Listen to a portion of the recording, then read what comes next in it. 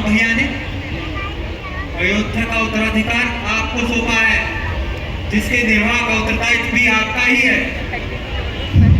और आपके जीवन का एक ही लक्ष्य है, 14 वर्षों तक अयोध्या को सुरक्षित रखना। मैंने आज तक और किया नहीं क्या है शत्रुघ्न, जिसने जो कहा उसका निर्वाह करता गया, परंतु आज जीवन में पहली बार मैं वो करने जा रहा हूं जो मेरी इच्छा के अनुकूल है। हम में से कौन है प्रदर्शन जो अपनी इच्छाओं के अनुसार जिया हो? अपनी इच्छाओं का त्याग कर हमें इस राज्य के प्रति अपना कर्तव्य निभाना होगा।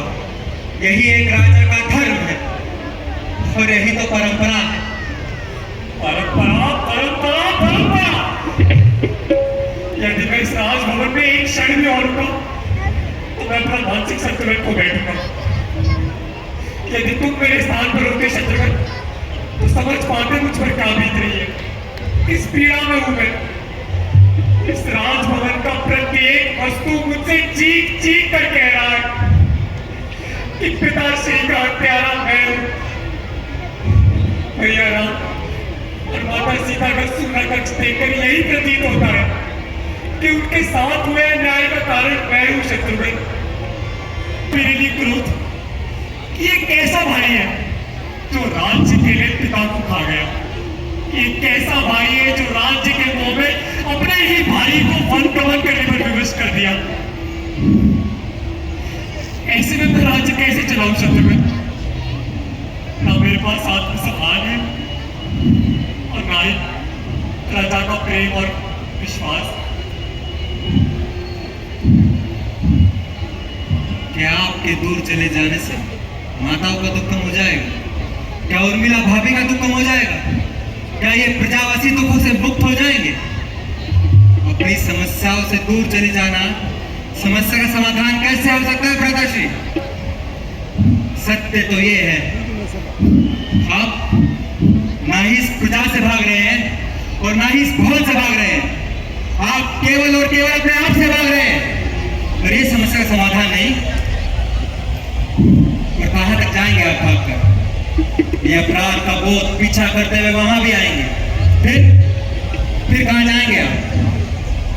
भैया, अगर समस्या है तो समाधान निकालिए, यूं भागे मत।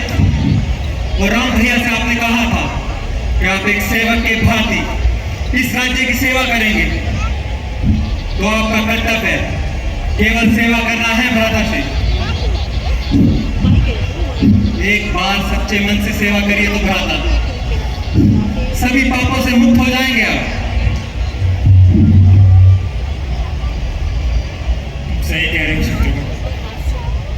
मैं ये कैसे भूल गया कि मैंने भैया को वचन दिया था कि मैं सदैव अयोध्या की सेवा में तत्पर रहूंगा।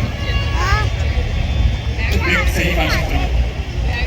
मैं अयोध्या के निकट एक कुटिया में अपना जीवन व्यतीत करूंगा। मैंने भैया राम को वचन दिया था और मैं उनका दास हूं। मैं उस वचन का पालन करूंगा। भैया, मैं सदैव आपकी परछाई बनकर आपके साथ रहा हूं और आगे भी जो आपका आदेश होगा मैं उसका पालन अवश्य करूंगा।